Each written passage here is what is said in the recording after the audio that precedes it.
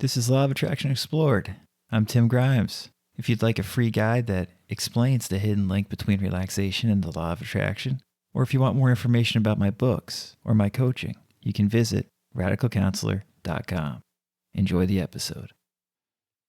This podcast lends itself to deep meditation, which I love.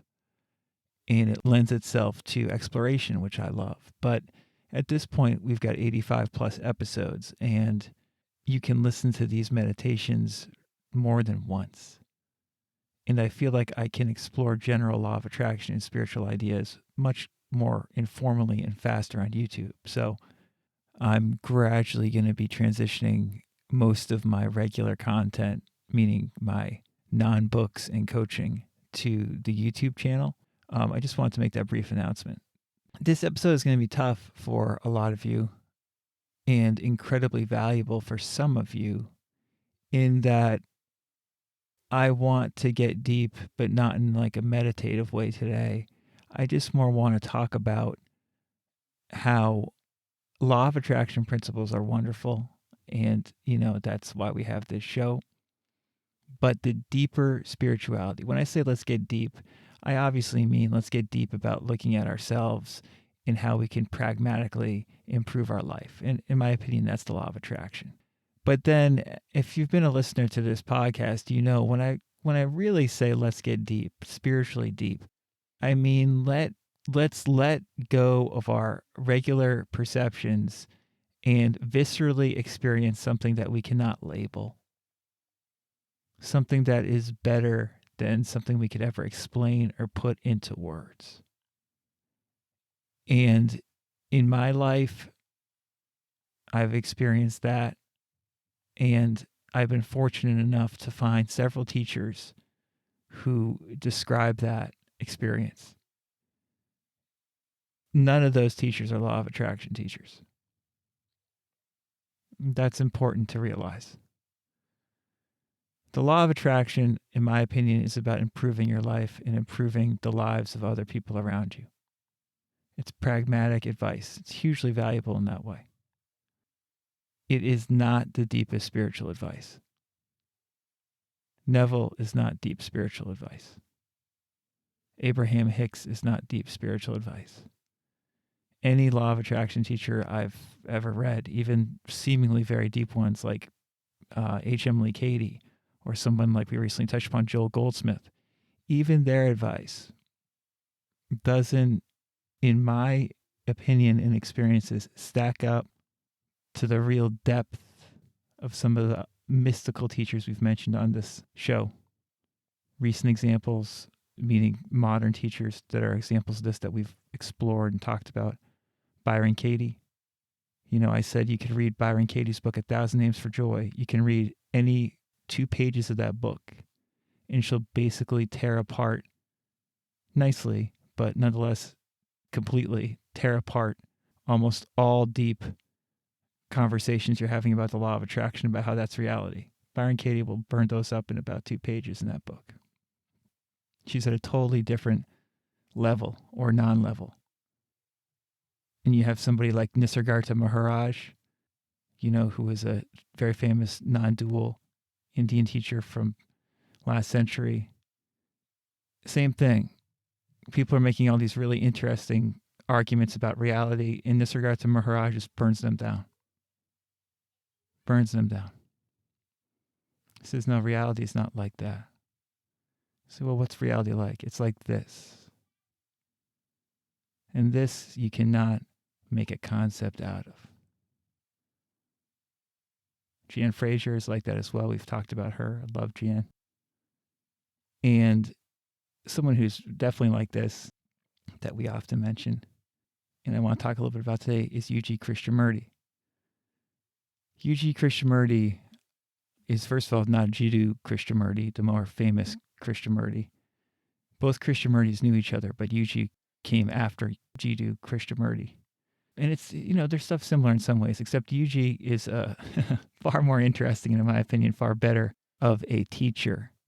Now, I say teacher lightly because U.G. is pretty much the definition of a modern crazy wisdom anarchist type of spiritual person or anti-spiritual person. And I resonate with what Yuji says on when he's talking about the body and about the visceral experience of life. I resonate with what he says so much more than any law of attraction teaching I've ever read. And it's why, quite frankly, I'm offended a lot of the time when I read law of attraction teachers talk about reality and how awareness in your mind creates everything. Because these people are completely full of shit, in my opinion, when they say that stuff. And that doesn't mean they don't have a ton of valuable information to share about pragmatically improving your life. And, I recently had a YouTube video where I talked about this. And I always mention this, you can take just a small amount of what a teacher says, especially if they're good or great, and strongly disagree with a lot of the other stuff they say. And, what I haven't made clear on this podcast a lot of the time, I don't think, is that I strongly disagree with a lot of law of attraction teachings. And that is why this episode is going to be rough for some of you, I think. It's just that, you have to understand, I'm an open person, and, I think I'm good at being very gentle and open-minded about taking information in. So in other words, I can strongly disagree with a lot of points and still find value in a teaching. I think that's probably one of my better traits on a pragmatic level. But nonetheless, I'm telling you, because I think this is important, I strongly disagree with what a lot of these law of attraction teachers say. Joel Goldsmith, that I just mentioned, saying that, he was a great mystical Christian teacher. At the same time, I think Joel Goldsmith says so much bullshit, it's unbelievable. This idea that your mind is influencing everything and creating everything. That's what all these law of attraction teachers seem to talk about. And I don't believe that. I never believed that. And that is because of my own personal experiences, which I will always take as truth compared to theory that I hear in law of attraction books. And then that's also corroborated and confirmed by people like Yuji.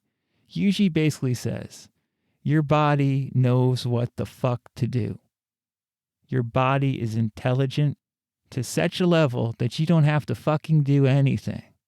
And our problem is that we try to think our way into solutions when no solution is necessary. The body knows what to do. The body is naturally enlightened. Thought is the enemy, is what Yuji would say.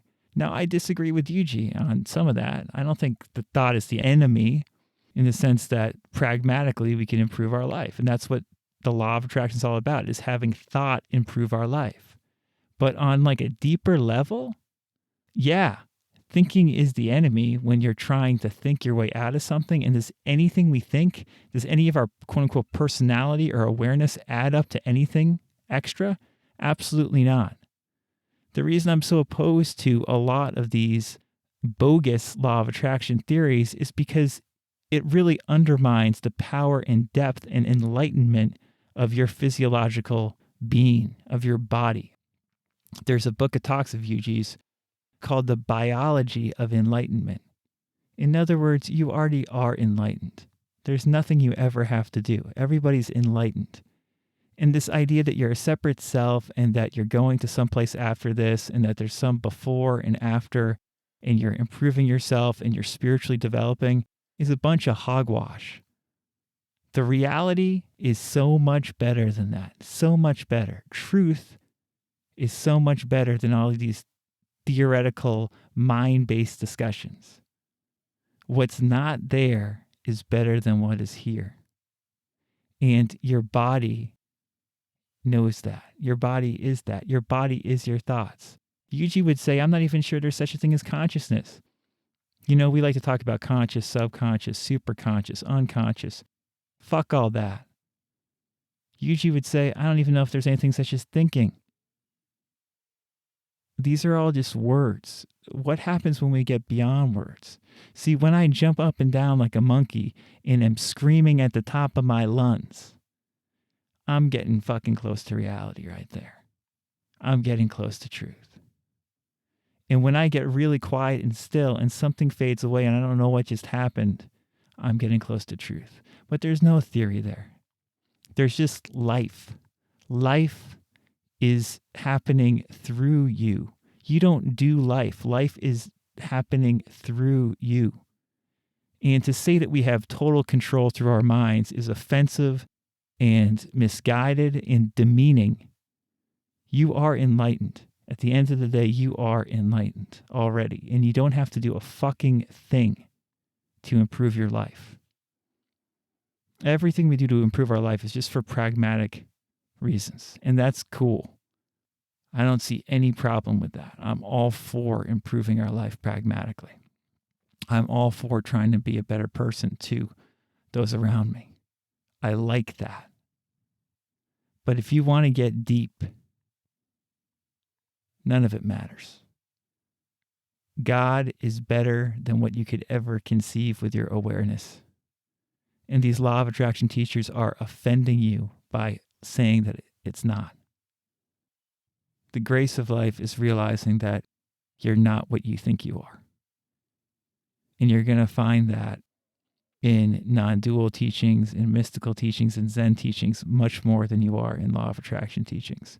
So I just want to make sure that's clear, because it's a very, very underrated point. And in many ways, it's the most important point I have to share with you in this show.